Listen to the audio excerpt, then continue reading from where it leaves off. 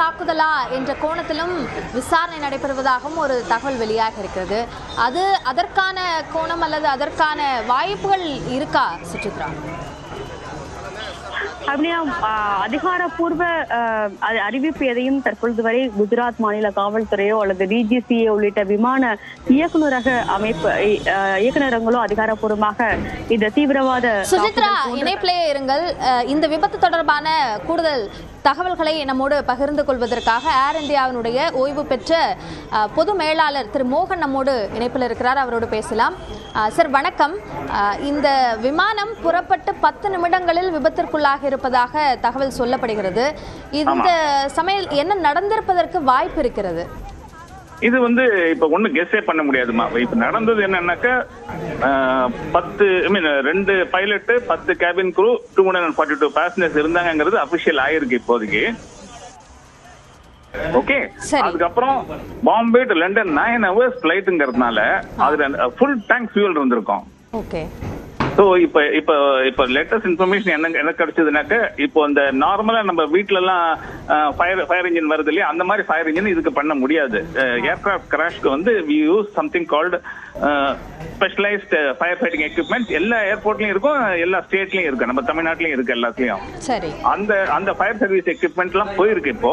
Plus ஒரு 50 ambulances everything accident சைட்டுக்கு போயிருக்கிறதா information கிடைச்சிருக்குமா. Okay. அவங்க முதல்ல ஃபயர் கம்ப்ளீட்டா அடக்கிட்டு, இது எப்படின்னா ஒரு நார்மல் தண்ணி அடிக்கிறது மாதிரி இல்லாம ஃபோம் மாதிரி விழும். ஃபோம் மாதிரி விழுந்த உடனே அது உடனே ரொம்ப ஃபாஸ்டா அது ஃபயர் இது பண்ணோம், கண்ட்ரோல் பண்ணோம்.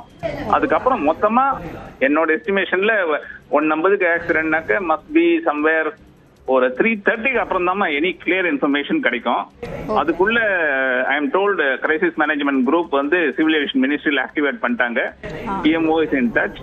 Chief Minister Ahmedabad is also visiting the spot. So full attendance is being given now. Sir, இப்போ நீங்க சொன்னீங்க அந்த ஃபோம் அந்த வடிவில் தான் இந்த புகையை அணைக்க முடியும் அப்படின்னு.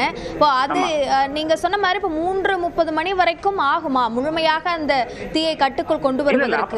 அந்த ஆங்கிள் சொல்லலாமா? எப்படின்னாக்கா இப்போ ஒரு ஃபிளைட்ல அது உள்ளுக்குள்ள எல்லாருமே மாட்டின்னு இருப்பாங்க இல்லையா, தி பேசஞ்சர்ஸ் ஆர் இன்சைட். ஆமா ஆமா. அந்த ஃபயரை டவுஸ் பண்ணி டு ஆக்டிவேட். இப்போ சில விஷுவல்ஸ் நான் இந்த அப் கண்ட்ரி டிவில பாக்குறேன். Some stretcher passengers are being taken inside மாதிரிலாம் காமிக்கிறாங்க. ஆமா ஆமா. சோ அதனால some activity is taking place. ஏன்னா ஆக்சிடென்ட் ஸ்பாட்ங்கிறதால கம்ப்ளீட்டா இதை கார்டன் பண்ணிருப்பாங்க அந்த ஏரியாவே. மீடியா கூட யாருக்குமே விட மாட்டாங்க இப்போதைக்கு. குடியிருப்பு பகுதியில விமானம் விழுந்திருக்கிறதுனால பாதிப்புகள் அதிகமா இருக்குமா? இருக்கலாம். ஏன்னா எக்ஸாக்ட் ஃபுல் இன்ஃபர்மேஷன் நம்மளுக்கு தெரியலமா. ஏன்னா இப்போ பார்த்தா ஃபர்ஸ்ட் இன்ஃபர்மேஷன் வந்திருக்கு, அந்த தேசிய பேரிடர் மேலாண்மை நம்ம NDRF சொல்றோம்ல, அவங்க எல்லாம் 90 பேர் அங்க மூவ் பண்ணிருக்காங்க. அவங்கள பக்கத்துல இருந்து ஏர்போர்ட்ல இருந்து போயிருக்காங்க, காந்தி நகர்ல இருந்து. சரி. இப்போ இந்த தீயை அணைக்கிறதுக்கு ஒரு சிறப்பு ஏற்பாடுகள் செய்யப்பட்டிருக்கும், அது விமான நிலையங்கள்ல இருக்கும், எல்லாமே ரெடி, ஆல் இன் பிளேஸ். இப்ப நீங்க விஷுவல்ஸ் பாத்தீங்கன்னாலே அது சுத்தி இருக்கிற ஏரியாலாம் இருக்கிற ஃபயர்லாம் அணைக்கிறதுக்காக தண்ணி எல்லாம் அடிச்சுட்டு இருக்காங்க இப்போதைக்கு. ஏர்கிராஃப்ட் சுத்தி இருக்கிற ஏரியா நீங்க சொன்ன மாதிரி there could be இது இருந்திருக்கலாம், மரம் இருந்திருக்கலாம், 6 வீடு இருந்திருக்கலாம். அது என்ன டீடைல்ஸ் தெரியல. அதிகமான ஃபியூல் இருந்திருக்கும் அப்படின்னு நீங்க சொல்றீங்க. அது இருந்திருக்கும்ல, ஃபுல் டேங்க் மாதிரி 9 hours நான் ஸ்டாப் மாதிரி. Ahmedabad to London around 9 hours ஆகும் ஃளைட். அதனால தீயை அணைக்கிறது ஏதோ சவாலாக இருக்குமா? சவால் நிச்சயமா பெரிய சவாலா இருக்கும். அது மட்டும் இல்ல, அது உள்ள இருந்தது என்ன காசு நம்மளுக்கு தெரியல. அதுல ஓப்பனா இருக்கும் இல்லையா, அந்த இது ஹைலி பியூரிஃபைட் கெரோசின்ஸ் வேற, அது ATF பேரு, ஏர்கிராஃப்ட் டர்பைன் ஃபியூவல். அது ரொம்ப ஹை குவாலிட்டி. அதனால என்ன சொல்றது, நெருப்போடைய தாக்கம் நிறைய இருக்கும் அதுல. திரு மோகன், இப்போ இத எப்படி கையாள்வாங்க? இப்போ இப்படியான ஒரு விமான விபத்து நிகழும் போது அதை எல்லாரும் ஒருங்கிணைந்து அதை கட்டுப்படுத்துறதுக்கு என்ன மாதிரியான பணிகள்ல ஈடுபடுவாங்க பொதுவாக இது போன்ற விமான விபத்து? இப்ப எப்படின்னா, முதல்ல இந்த மாதிரி வந்த உடனே இப்ப பக்கத்துல இருக்கிற ஸ்டேட், இப்ப நம்ம ஒரு ஏர்போர்ட்டுக்கு பக்கத்துல இருக்கிற நியரஸ்ட் ஃபயர் சர்வீசஸ் எல்லாம் முதல்ல வரும். பக்கத்துல இருக்கிற ஹாஸ்பிட்டல்ஸ் எல்லாம் will be ready with all the ambulances, private ambulance, hospital ambulance எல்லாம் all hospitals will be on standby. 242 passenger சொல்றோம் இப்ப அந்த 242 பேசஞ்சர் வழி அனுப்ப வந்த ஃப்ரெண்ட்ஸ் எல்லாம் கீழே இருப்பாங்கல்ல அதுல. So there will be heavy commotion அந்த ஏர்போர்ட்ல. என்ன ஆச்சு ஏதாச்சு, அவங்க உயிரோட இருக்காங்களா இல்லையா, இந்த மாதிரிலாம் நிறைய கொஸ்டின்ஸ் எல்லாம் இருக்கும். போலீஸையும் பொசிஷன் பண்ணுவாங்க. அதுக்கு முன்னாடி I expect by 3 o'clock Air India ஒரு பேசஞ்சர் லிஸ்ட் போடுவாங்கன்னு நினைக்கிறேன். க்ரூ பேரும் பேசஞ்சர் லிஸ்டும் இது, அதாவது who are on board அப்படிங்கிறதுக்கு. யாரெல்லாம் அந்த பிளைட்ல டிராவல் பண்ணாங்கன்றதுக்கு அந்த லிஸ்ட் போடுவாங்க. 625 அடி உயரத்துல பறந்துட்டு இருக்கும் போது அது கீழே விழுந்திருக்கு அப்படின்னு சொல்றாங்க. அந்த உயரத்துல இருந்து விழும்போது அதோட தாக்கம் எப்படியாக இருந்திருக்கும்? அதாவது நம்ம பிசிக்ஸ்ல எல்லாம் மொமெண்டம்னு நம்ம சொல்லுவோம்மா.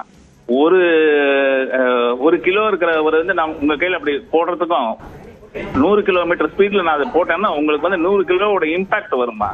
இந்த aircraft must be around 75 tons இருந்திருக்கும். இது கம்ப்ளீட் ஃபுல் லெவல்ல. So aircraft must have definitely BTANBங்கிறது அதனுடைய ஏர்கிராஃப்ட் ரெஜிஸ்ட்ரேஷன்மா. ஸோ இதுவே விஷுவல்ஸே வருதுமா இப்பெல்லாம். ஆமா, அப் கண்ட்ரி பேப்பர்ல, அப் கண்ட்ரி சேனல்ல விஷுவல்ஸே வருது, ஏர்கிராஃப்டோட விஷுவல்ஸே வருது, கிராஷ் ஆகுது. Okay okay okay sir. Aircraft இது ஆல்டிடியூட் லூஸ் பண்றதுமா, வெடிக்கல் அது. Okay okay. இது பார்க்கும்போது ஏர்கிராஃப்ட் ஏர்போர்ன் ஆயிட்டு அப்படியே இறங்குது, அப்படியே ஆமா ஆமா ஆமா சிங்க் ஆகுது அப்படியே. ஒரு ஹை இம்பாக்டோட அது விழுந்து நிச்சயமா எரியறத நம்மளால பார்க்க முடியுது அந்த காட்சி. ஏன்னா ஏர்கிராஃப்ட்ல ஃபுல் டேங்க் ஃபியூல் இருக்குமா. ஆமா. அந்த சென்ற அந்த விபத்துக்குள்ளாகிற அந்த விதத்தை பார்க்கும்போது அது எப்படியாக நடந்திருக்கும் அப்படின்றத உங்களால யூகிக்க முடியுதா? அது எதனால நம்மளால யூகிக்க முடியாதுமா. Could be bird hit, could be இன்ஜினுடைய ஏதாவது ஸ்னாகா இருந்திருக்கலாம். ஏன்னா ஃபுல்லா இன்வெஸ்டிகேஷன் நடந்ததுக்கு அப்புறம் தான் சொல்ல முடியும் அதை. ஏன்னா பார்க்கும்போது இந்த விஷுவல்ஸ் அவங்க காமிக்கிறது அப் கண்ட்ரி சேனல்ல பார்க்கும்போது அப்படியே ஏர்கிராஃப்ட் சிங்கிங், அவ்வளவுதான். இப்போ நம்மளும் நியூஸ் 18லயும் அந்த காட்சியை பார்க்குறோம். அந்த விமானம் போயிட்டு இருக்கு, திடீர்னு அதோட லெவல் கொஞ்சம் கொஞ்சமா ஆமா இறங்கி அதுக்கு பிறகு அது கீழே விழுந்து அது பெரிய ஒரு நெருப்பு குழம்பு போல அது எழுத பார்க்க முடியுது. நம்ம தமிழ் சினிமாலாம் பாருங்க, இந்த ஆரஞ்சு கலர்ல அந்த இது வருது பாருங்க. அதாவது அதனுடைய தீவிரம் ரொம்ப ஜாஸ்தியா இருக்குமா. நம்ம வீட்டுல பண்ற கெரோசின் 0.5 0.6 தான் ஸ்பெசிபிக் கிராவிட்டி. இதுக்கு 0.8மா. 100% fuel, இது பியூர். சோ அதோட இம்பாக்ட் ரொம்ப அதிகமா தான் இருக்கும்னு சொல்றீங்க. நிச்சயமாக இருக்கும். இப்போ தீ இந்த சமயத்துக்குள்ள இப்ப 1:40 மணி அளவுல அந்த விபத்து ஏற்பட்டிருக்கு அப்படின்ற தகவல் நமக்கு கிடைக்குது. இப்போ அதுல இருந்து இந்த நேரத்திற்குள்ளாக அந்த நெருப்பை அணைத்திருக்க முடியுமா? அது எப்போ ஃபயர் இன்ஜின் முதல்ல ரீச் ஆச்சுன்னு பார்க்கணும் இல்லையாமா. இது நம்ம it is not an organized event இல்ல. இது நம்ம சினிமா ஷூட்டிங் எடுக்கிற மாதிரி இந்த சமயத்துல கரெக்டா அந்த மாதிரிலாம் பண்ண முடியாதுல்ல. அதனால எப்போ அவங்களுக்கு இன்ஃபர்மேஷன் கிடைச்சு அவங்க அந்த இடத்துக்கு ஆக்சிடென்ட் ஸ்பாட்டை கரெக்டா லொகேட் பண்ணி போய், எனக்கு தெரிஞ்சு 1:40 1:50 ஆக்சிடென்ட்னா 2:20 2:25 வரைக்கும் ரீச் ஆயிருக்கிறது சான்ஸ் இல்ல. ஏர்போர்ட்ல இருக்கிறது முதல்ல போயிருப்பாங்க. பொதுவாக ஒரு டேக் ஆஃப் ஆகிறதுக்கு முன்பாகவே ஏர் மெயின்டெனன்ஸ் என்ற விஷயங்கள் எல்லாம் அதற்கு உட்படுத்தப்பட்டு அதற்கு பிறகுதான் போயிருப்பாங்க. அதை மீறி எப்படியான ஒரு விபத்து ஏற்படுவதற்கு என்ன காரணம்? அதுதான்மா, அது அசாதாரண ஏதாவது சிச்சுவேஷன் ஏதாவது இருந்திருக்கணும். அதாவது எஸ்பெஷலி இப்போ பாம்பே டு லண்டன் போறாங்கன்றதுனால இப்போ பாகிஸ்தான் ஓவர் ஃபிளைங் எல்லாம் கிடையாது. So they go on a different route. So எல்லாத்துக்குமே ப்ரிப்பேர் பண்ணி தான் போவாங்க. 9 hours நான் ஸ்டாப் ஃபிளைங்மா. அதனால அவங்களோட அந்த என்ன சொல்றது, அந்த 100% செக்யூரிட்டி 100% சேஃப்டி மெஷர்ஸ்லாம் பார்த்துட்டு தான் டேக் ஆஃப் பண்ணுவாங்க. இது 242 பேசஞ்சரோட உயிர் மட்டும் இல்லை, ஏர்கிராஃப்டே ஒரு 800 கோடி விலையாச்சேம்மா. இப்போ இந்த மீட்பு பணிகள் இது சார்ந்த விஷயங்கள் எல்லாம் முடிகிறதுக்கு, அது சார்ந்த ஒரு கிளியர் பிக்சர் நமக்கு தெரியறதுக்கு இன்னும் 1 மணி நேரம் ஆகலாம் அப்படின்னு கணிக்கிறீங்களா?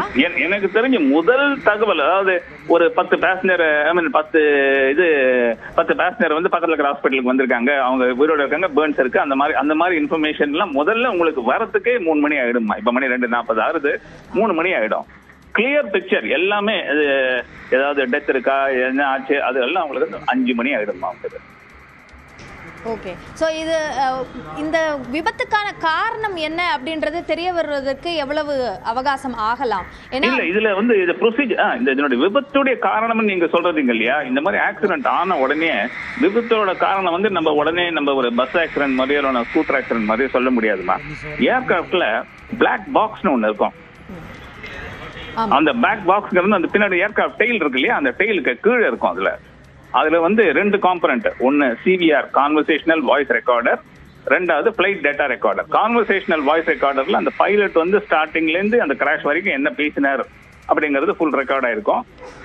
பிளைட் டேட்டா ரெக்கார்டருக்கு எந்த ஸ்பீட்ல வந்தது, எப்ப டேக் ஆஃப் ஆச்சு, என்ன லெவல்ல இருந்தது, என்னென்ன எக்யூப்மெண்ட், என்னென்ன பர்ஃபார்மன்ஸ் இருந்தது, அந்த டீட்டெயில்ஸும் கட்டாயமா இருக்கும். சரி, இப்போ சில தகவல்கள் நமக்கு கிடைச்சிருக்கு. அதுல கேப்டன் சுமித் சபர்வால் அவரோட கண்ட்ரோல்ல தான் இந்த ஃபிளைட் இருந்தது என்பதும், அதே மாதிரி 8200 மணி நேரம் அனுபவம் அவருக்கு இருக்கு அப்படின்றதும் சொல்லியிருக்காங்க. இந்த அனுபவத்தை எப்படியாக நம்ம பார்க்கணும்? இல்லம்மா, நீங்க வந்து இப்ப நான் நீங்களும் கார் கத்துக்கிற மாதிரி நாளைக்கு எடுத்துன்னு போக முடியாதுமா. ஏர்லைன்ல வந்து நீங்க என்ன பண்ணணும்னாக்க முதல்ல அவங்க சாதாரணமா சேர்ந்து சின்ன